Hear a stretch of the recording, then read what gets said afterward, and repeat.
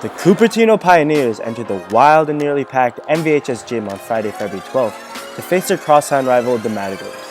Despite it being a matchup of two of the top three teams in the El Camino division, this game was over within just minutes.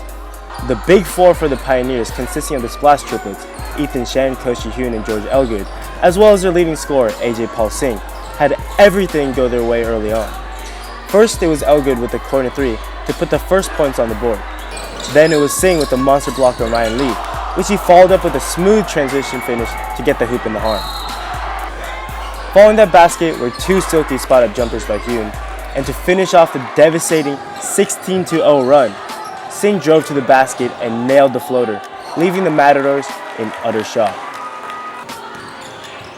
MVHS finally got on the board with under a minute left in the first, but as the quarter ended, the bullpen was silent. The Pioneers were up 18-4, and they knew that they had the game in their hands. Given that the opening quarter was so lopsided, you would have expected the Matadors would do something to fix that. But the second quarter was much of the same. The onslaught resumed as each of the Splash triplets made a three to add to their total. The wettest of the threes came from Elgood, who hit Ryan Granzel with a nasty cross and sunk his shot from the wing. Defensively, it was a block party for the Pioneers. Rejection after rejection made the Matadors even more frustrated than they already were, and by the time the half ended, all they could do was look at the scoreboard, 34-9. In the third, the Pioneers displayed some finesse.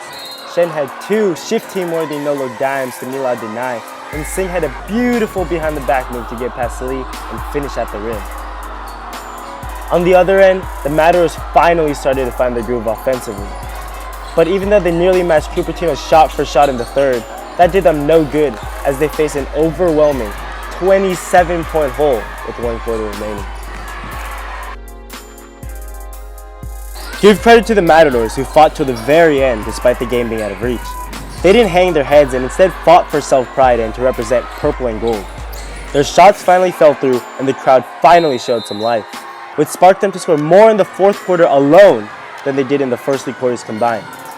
But despite the valiant fourth quarter effort by the Matadors, they still fell 58-41, a large part due to the 17 points from Singh and the 5 threes from Elgood.